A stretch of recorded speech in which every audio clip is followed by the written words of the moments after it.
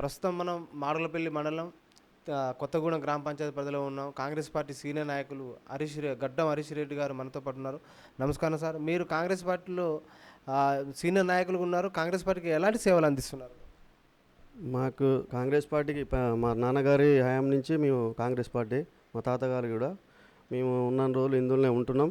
మాకు ఎంత చేయగలుగుతున్నాం అంత పార్టీకి చేస్తున్నాం, పార్టీకి సేవ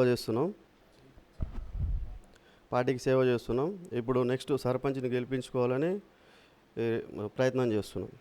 సార్, మీ అంటే గత సర్పంచ్ హయాంలో మీ గ్రామంలో ఎలాంటి అభివృద్ధి జరిగింది? ఎలాంటి సంక్షేమ పథకాలు మీ గ్రామానికి అందినాయి? సంక్షేమ పథకాలు అంటే అందిన వాళ్ళకి అందినాయి, లేని వాళ్ళకి లేవు. ఇక గత 10 ఏళ్ల బీఆర్ఎస్ పాలనలో ఎలాంటి సంక్షేమ పథకాలు, ఎలాంటి డెవలప్మెంట్ జరిగింది? మామూలుగా అంటే ఇంతకుముందు వెంకరెడ్డి సార్ చేసిన డెవలప్మెంట్ ఉంది, వాటి మీదనే మళ్ళీ సీసీ రోడ్లు వేసారు అంతే. వాళ్ళు చేసింది ఏం లేదు. రేషన్ కార్డులు కానీ, డబల్ బెడ్రూమ్ ఇండ్లు కానీ ఇవన్నీ కూడా ఏమీ ఇవ్వలే, ఎవరికి రాలే కూడా. అవి ఆ గొర్రెలు కూడా వచ్చిన వాళ్ళకి వచ్చినాయి, రాని వాళ్ళకి రాలే గొర్రెల యూనిట్. సార్, మరి ఇప్పుడు ప్రస్తుతం కాంగ్రెస్ పార్టీ 6 గ్యారెంటీలు అమలు చేస్తుంది. 6 గ్యారెంటీలపై ప్రజల స్పందన ఏ విధంగా ఉంది మీ గ్రామంలో? ప్రజల స్పందన అంటే మంచిగానే ఉంది, కానీ ఎవరో కొందరిగా అంటూనే ఉంటుంటారు ఇది కాలేదు అది కాలేదని. కానీ అన్ని నిమ్మలంగా అయితేనే ఉంటాయి. మనం వచ్చింది కూడా 1 సంవత్సరంన్నర అవుతుంది. 10 ఏళ్ళలో ఉన్న బీఆర్ఎస్ గవర్నమెంటే మనకు ఒక రేషన్ కార్డు కూడా ఇలే, కనీసం పిల్లల పేర్లు కూడా యాడ్ కాలేదు. సార్, ప్రస్తుతం మరి 6 గ్యారెంటీలు ఇందిరమ్మ ఇండ్లు కానీ, రేషన్ కార్డుల పంపిణీ పేదలకు, నిరుపేదలకు ఏ విధంగా అందుతున్నాయి? మరి ఎలా గుర్తిస్తుంది? పేదలకు ఇస్తురండి. ఇప్పుడు పార్టీలతో సంబంధం లేకుండా వెంకరెడ్డి సార్ గారు వాళ్ళైనా వీళ్ళైనా అందరూ ఒకటి అనేసి అందరికి ఇచ్చేసేవాడి. ఇప్పుడు బీఆర్ఎస్ వార్డు మెంబర్ గెలిచిన వాళ్ళకు కూడా ఇప్పుడు ఇందిరమ్మ ఇండ్లు వచ్చినాయి, తేడా లేకుండా చేయమని చెప్పినారు సారు. అట్లనే చేస్తున్నాం మేము. మీ గ్రామంలో అంటే సీసీ రోడ్లు కానీ, వీధి లైట్లు కానీ, ఇది పల్లె ప్రకృతి వనాలు ఉన్నాయా? మరి ఇంకా మీ గ్రామం అభివృద్ధి చెందాలంటే ఇంకా ఏమేమి కార్యక్రమాలు చేపట్టాల్సి ఉంది? మాకు పూర్తిగా సీసీ రోడ్లు ఉన్నాయి, పల్లె ప్రకృతి వనం ఉంది, అది మనం ఏమంటారు శ్మశాన వాటిక ఉన్నది, మాకు ఒక శివాలయం ఉన్నది. సారు కూడా హామీ ఇచ్చిండు ఎలక్షన్లప్పుడు చేస్తా అన్నాడు, అది చేయించుకుంటాం, మేము దగ్గరుండి చేయించుకుంటాం. మీరు అంటే ఇప్పుడు ప్రస్తుతం కాంగ్రెస్ పార్టీ అంటే ప్రవేశపెడుతున్న సంక్షేమ పథకాలు అటువంటి ఉచిత బస్సు కానీ, 500 కరెంటు, 200 యూనిట్ల కరెంటు, ఉచిత కరెంటు కానీ, 500 సన్నధాన్యం బోనస్ కానీ ఇవి అందుతున్నాయా? ఎట్లా ఉంది మరి రైతుల్లో కానీ ప్రజల్లో స్పందన? రైతులు అయితే ఆనందంగా ఉండాలి, ఎందుకంటే రుణమాఫీ అయింది, ప్లస్ బోనస్ పడుతున్నాయి. ఇప్పుడు మనకి గ్యాస్ ఫ్రీ వచ్చేస్తుంది, వాళ్ళకి 500 గ్యాస్ వస్తుంది, ఈ జీరో బిల్లు వస్తుంది గృహజ్యోతి కింద, ఈ ఇందిరమ్మ ఇల్లు వచ్చినాయి. ఇవన్నీ ప్రతి ఒక్కటి వాళ్ళు చెప్పినవి అయిపోతూనే ఉన్నాయి. కాకపోతే ఏమన్నా మిగులు ఉంటే అవి ముందు అయితే అని మేము అనుకుంటున్నాం. ప్రస్తుతం అంటే ఇక్కడ ఈ నియోజకవర్గం నుంచి మంత్రిగా కొనసాగిస్తున్నారు కోమటిరెడ్డి గారు. మరి ఎలాంటి అభివృద్ధి కార్యక్రమాలు, ఎలాంటి సంక్షేమ కార్యక్రమాలు ఈ నియోజకవర్గంలో అంతున్నాయి? ఎలా ముందుకు పోతుంది ఈ నియోజకవర్గం డెవలప్మెంట్ విషయంలో? డెవలప్మెంట్ పర్వాలేదండి. సార్ చెప్పిన రోడ్లు కానీ, డ్రైనేజీలు కానీ ఏమైనా కానీ సార్ చెప్పినట్టు చేస్తూనే ఉన్నారు. ఆయన ఎలక్షన్లో హామీలు ఇచ్చినవి కూడా చేస్తూనే ఉన్నాడు. సరే, ఇటీవల అంటే గత ప్రభుత్వం హయాంలో ధరణి పోవడం వల్ల రైతులకు చాలామందికి భూ సమస్యలు ఏర్పడ్డాయి. చాలా భూములు కూడా అంటే రియల్ ఎస్టేట్ వాళ్ళు ఏంటో అన్యాక్రాంతం అయిపోయింది అంటున్నారు. ధరణి పోవడం వల్ల రైతులు ఇబ్బంది పడుతున్నారు. మరి ఇప్పుడు భూభారతి చట్టం వచ్చింది, రైతులకు మేలు జరుగుతుంది అంటారా? 100% జరుగుతుందండి. ఇప్పుడు అన్ని అప్లికేషన్లు కూడా ఇచ్చుకురు, దానికోసమనే చేస్తున్నారు అది భూభారతి ప్రోగ్రామ్.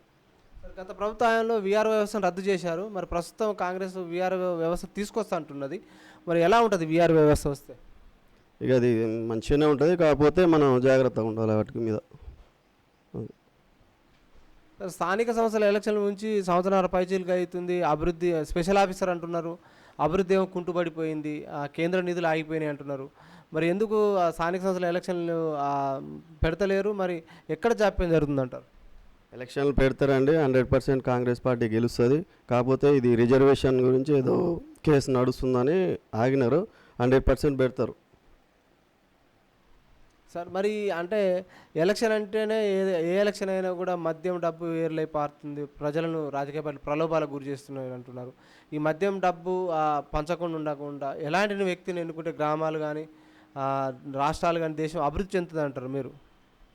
మద్యం ప్లస్ డబ్బు లేకుండా చేయడం బెటరే, కానీ ఇప్పుడు అది అయ్యే పరిస్థితి కాదు, చేయలేము కూడా. గత ప్రభుత్వంలో బెల్ట్ షాపుల నియంత్రణ జరగలేదు, విచ్చలవిడిగా మద్యం అంటే బెల్ట్ షాపుల వల్ల ఎంతోమంది తాగి వాళ్ళ యొక్క కుటుంబాలు చిన్నభిన్నం అయిపోయినది. మరి ఈ ప్రభుత్వంలో బెల్ట్ షాపుల నియంత్రణ జరిగే అవకాశం ఉందా? బెల్ట్ షాప్ నియంత్రణ జరిగితే మంచిదే నా తరపున అయితే. ఇక అది గవర్నమెంట్ ప్రభుత్వం చూసుకోవాల్సిందే అది. యువత కూడా బాగా అంటే డ్రగ్స్కు మద్యానికి బానిస అయిపోయి వరకు జీవితాలు చిన్నభిన్నం చేసుకుని యువతలో మార్పు రావాలంటే మీరు కూడా యువకుడిగా ఉన్నారు. యువతకు ఏం సూచన సందేశం ఇస్తారు? యువత మార్పు రావాలంటే ముందు తల్లిదండ్రులు వాళ్ళని కరెక్ట్ దారిలో పెట్టాలి. మనం కూడా సాధ్యమైనంత వరకు అట్లాంటివి చేయకుండా చూసుకోవాలి. సార్, మరి ఈ గ్రామాలు ఇంకా అభివృద్ధి చెందాలంటే అంటే ఎలాంటి నాయకత్వం ఉండాలంటారు మీరు? ప్రజలకు అందుబాటులో ఉండాలి, మంచి చేసే విధంగా ఉండాలి. సరే ఏ చిన్న విషయం అయినా కానీ తొందరగా స్పందించేటట్టు పని అయిపోయేటట్టు చూసుకోవాలి. సార్, ఉచితాలపై మీ అభిప్రాయం ఏంటి? నా నా దృష్టిలో అయితే ఉచితాలు లేకపోవడమే బెటర్, అంతే. అంటే ఎందుకు ఎందుకు ఉచితం అంటే ఇప్పుడు పేదలు నిరుపేదలు ఉంటారు, మరి వాళ్ళకి ఎట్లా?